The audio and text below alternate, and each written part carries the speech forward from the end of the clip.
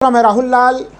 आज चर्चा करेंगे बिहार के सेकेंड चरण में होने वाले एक महत्वपूर्ण लोकसभा सीट, जी हाँ, किशनगंज लोकसभा सीट, जहां पे कांग्रेस का वो एक ऐसा गढ़ है कि कांग्रेस को टक्कर देते हुए दूर दूर तक कोई नजर नहीं आ रहा है। किशनगंज लोकसभा सीट 2014 में भी कांग्रेस को कोई चुनौती नहीं दे सका। जब पूरे देश भर में मोदी जी की आंधी चल रही थी, किशनगंज कांग्रेस के लिए सुरक्षित। 2019 पुलवामा के मामले को लेकर, सर्जिकल स्ट्राइक, एयर स्ट्राइक, तमाम मामलों को लेकर जब देश में राष्ट्रवाद की लहर थी, तब भी वो कांग्रेस का गढ़ था। अगले कुछ मिनटों में समझेंगे कि आखिर किशनगंज की ऐसी क्या विशेषता है, और जो लोग ये समझते हैं कि वहाँ पे तो 68% मुस्लिम आबादी है, ऐसे में बीजेपी के लिए क्या जगह है, उनकी यह सोच भी क्यों गलत है। क्योंकि बीजेपी ने भी कभी किशनगंज में झंडे गाड़े थे, और बीजेपी ने एक बड़े नेता, अगर मैं कहूँ कि भारतीय जनता पार्टी का एक बड़े नेता का वहाँ से उत्पन्न हुए थे, वो राजनीतिक कैरियर उन्होंने अपने प्रारंभ की थी मजबूत ढंग से। तो ये भी एक सच्चाई की स्थिति है। इसलिए अगले कुछ मिनटों में समझेंगे कि आखिर किशनगंज की ऐसी क्या गति है, ऐसी वहाँ पे क्या स्थिति है कि जहाँ पे आप अगर मतदाताओं से बात करते हैं तो मतदाता एक ही बात करते हैं, राहुल गांधी को प्रधानमंत्री बनाना है, इसलिए कांग्रेस को जिताना है। किशनगंज के हवाओं में यही शोर है। हम लोग तमाम लोकसभा चुनावों के बारे में जब विश्लेषण करते हैं मित्रों, तो विश्लेषण करते हैं कि शहरी क्षेत्र में क्या आवाज़ है, ग्रामीण क्षेत्र में क्या आवाज़, और एक काफ़ी अलग अलग जगहों पे, चाहे क्यों ना अपने देश का जो पश्चिमी हिस्सा राजस्थान हो, चाहे वो बिहार के तमाम हिस्से हों, मध्य प्रदेश, उत्तर प्रदेश, तमाम जगहों पे ये चीज़ पाते हैं कि शहरी क्षेत्र में भारतीय जनता पार्टी की गजब की पकड़ रहती है, और ग्रामीण क्षेत्रों में कांग्रेस जो है कि अपनी स्थिति मजबूत किए हुए दिखती है। लेकिन किशनगंज में इसमें कोई अंतर नहीं है। जी हाँ मित्रों, ये बात सही है कि किशनगंज में मुस्लिम आबादी 68%, 68% है, लेकिन यहाँ पे जो चुनाव का इस समय माहौल है, वो माहौल सीधे सीधे कांग्रेस के पक्ष में है। सीधा मुद्दा है कि प्रधानमंत्री मोदी जी को हटाना है, ये यहाँ के मूलभूत मुद्दे बने हुए हैं। मैंने जैसे बार बार कहा था कि प्रधानमंत्री मोदी इस समय जो भाषण दे रहे हैं, वो भाषण काफ़ी ज़्यादा आक्रामक किस्म का भाषण है, वो घृणास्पद भाषण है, वो जिसकी कहीं से भी उसकी जितनी भी आलोचना की जाए वो काफ़ी कम पड़ती है। लेकिन उन परिस्थितियों के बावजूद जो लोग केवल धर्म के आधार पर राजनीति के चश्मे को समझते हैं, किशनगंज उन्हें भी शिक्षा प्रदान करता है कि 68% मुस्लिम आबादी वाला यह क्षेत्र 1999 में शाहनवाज हुसैन यहाँ से जीते थे। जी हाँ, उस समय अटल बिहारी वाजपेयी वाली बीजेपी का दौर होता था, जो काफ़ी उदारवादी किस्म के नेता थे, और हिंदू, मुस्लिम, सिख, ईसाई सब उनके छत्र छाया के नीचे आके सब लोग तैयार हो जाते थे। आज की भारतीय जनता पार्टी नहीं थी जो इतनी कट्टर है, जिसमें कि मुसलमानों को लेकर लगातार हमले किए जाते हैं और इलेक्शन को कहीं न कहीं सांप्रदायिक स्वरूप देने का प्रयास किया जाता है। वो दौर था। और स्थिति क्या बनी थी, मैंने बताया मित्रों कि 1999 में जब लोकसभा चुनाव में शाहनवाज हुसैन यहाँ पे भारतीय जनता पार्टी के प्रत्याशी के रूप में थे और वो इलेक्शन जीते थे, और उनको कितना मान सम्मान मिला। शाहनवाज हुसैन को यहाँ की जनता ने, किशनगंज की जनता ने प्रेम दिया। वो उस समय देश में सबसे कम उम्र के सांसद बने थे, और उसके बावजूद तत्कालीन प्रधानमंत्री अटल बिहारी वाजपेयी ने उन्हें केंद्रीय कैबिनेट में स्थान दिया था, और कैबिनेट में वो सबसे कम उम्र के, स्वाभाविक बात है कि कैबिनेट मंत्री भी बने थे वो। लेकिन आज अगर हम लोग देखें तो भारतीय जनता पार्टी के, अगर केंद्र सरकार को देखें तो उसमें एक भी कोई मुस्लिम जो है कि केंद्रीय मंत्री नहीं है।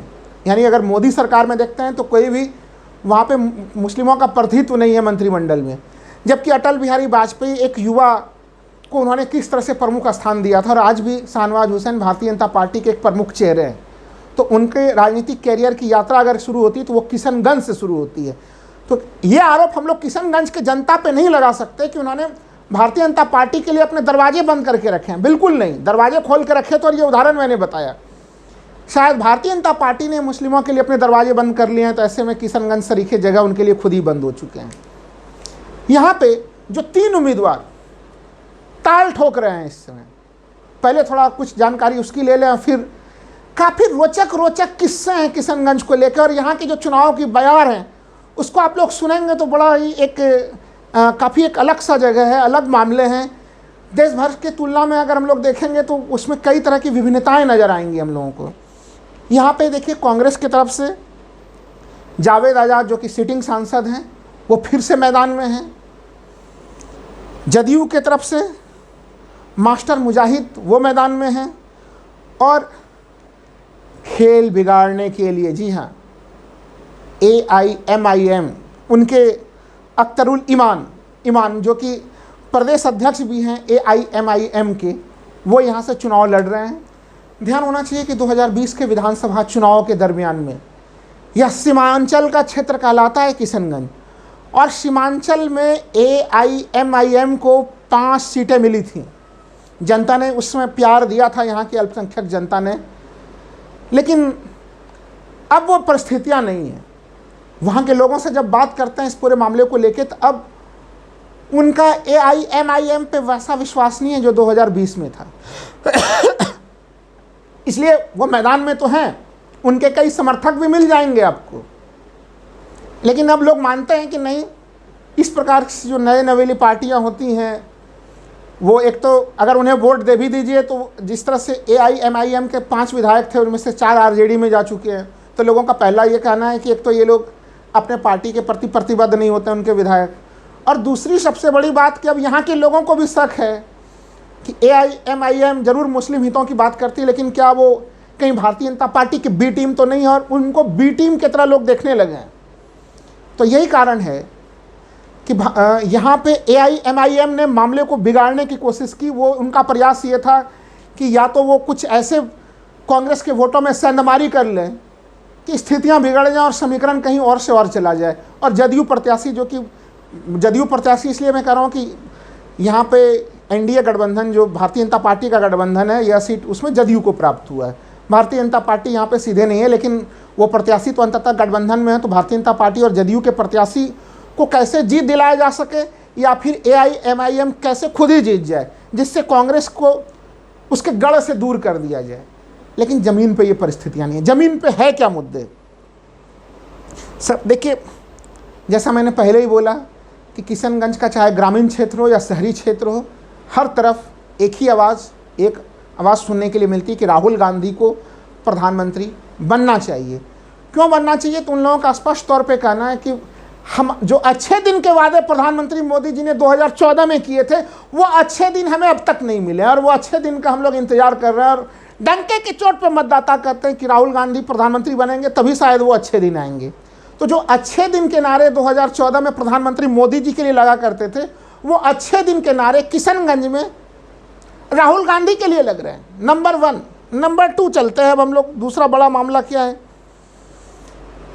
देखिए, CA और NRC को लेके मुस्लिमों में एक तरह से भय का माहौल है। जिस तरह से CA के मामले को भारतीय जनता पार्टी बिल्कुल इलेक्शन के मुहाने पर सामने में लेके आई, और इस प्रकार के तमाम तरह के चीज़ों को BJP उठाते रहती है, एक तो उससे भय का माहौल पहले से ही था वहाँ पे। और प्रधानमंत्री जो इस प्रकार अभी मुस्लिमों के ऊपर सीधे सीधे हमले कर रहे हैं, वो प्रधानमंत्री पद की गरिमा का ध्यान नहीं रख रहे हैं। दुनिया भर में इसमें भारत की आलोचना हो रही है प्रधानमंत्री के बयानों के कारण, कि प्रधानमंत्री जो नारा लगाते थे सबका साथ, सबका विकास, सबका विश्वास, इस नारे पे भारतीय जनता पार्टी के जो पूर्व प्रधानमंत्री अटल बिहारी वाजपेयी थे वो तो ज़रूर चल रहे थे, लेकिन मोदी जी कहीं से भी नहीं चल रहे थे। तो इसलिए यहाँ के लोगों में सीधा सीधा विश्वास है कि प्रधानमंत्री का व्यवहार मुस्लिम समुदाय के प्रति बिल्कुल दोहरापन का होता है। और साथ ही साथ वो ये भी चीज़ कहते हैं कि हमारे हिंदू भाइयों के साथ भी बिल्कुल दोहरे व्यवहार की स्थिति है, क्योंकि यह सरकार कुछ चंद पूंजीपतियों की है। एक तो ये स्थिति है, और इसी स्थिति के साथ जो एक और स्टेटमेंट यहाँ पे पूरे किशनगंज में हर तरफ आपको सुनने के लिए मिल सकता है, वो स्टेटमेंट है कि भारतीय जनता पार्टी का जो उनकी पूरी राजनीति है, वो देश के एक छोटी सी आबादी है जिसको लेके देश के एक बड़ी आबादी को डराने का प्रयास करते हैं। यानी मुस्लिमों, वो एंटी मुस्लिम बयान देते हैं और उन मुस्लिमों के माध्यम से देश के बहुसंख्यक समुदाय को डराने का प्रयास करते हैं। ये इन्हें काफ़ी ख़राब लगता है, और स्पष्ट है कि जो भारतीय संविधान है, तमाम उनके जो भावनाएं हैं, उन भावनाओं को कैसी गहरी चोट लगती होगी इस समय। जो प्रधानमंत्री भाषण दे रहे हैं, अगर जो संविधान में विश्वास रखते हैं, जो सर्वधर्म समभाव में विश्वास रखते हैं, उन्हें अगर बुरा लग रहा है, तो स्वाभाविक बात है कि किशनगंज के लोगों को भी ये बुरा लग रहा है। और इन स्थितियों में भी ये चुनाव जो है कहीं न कहीं बीजेपी से क्योंकि बीजेपी के साथ जदयू गठबंधन में है। मित्रों, एक चीज़ ध्यान रखिएगा,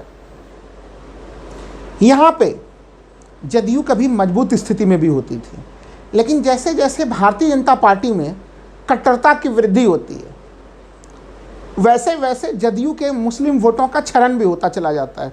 अभी बीजेपी जिस प्रकार से, प्रधानमंत्री मोदी जिस प्रकार से लगातार हमले कर रहे हैं, वैसे स्थिति में अब जदयू के भी मुस्लिम समुदाय से बिल्कुल संबंध टूट रहे हैं। जदयू के तो महादलितों से भी संबंध जो है कि वो काफ़ी दूरी दिख रहे हैं और उनके वोटों में काफ़ी ज़्यादा क्षरण की स्थिति दिख रही है।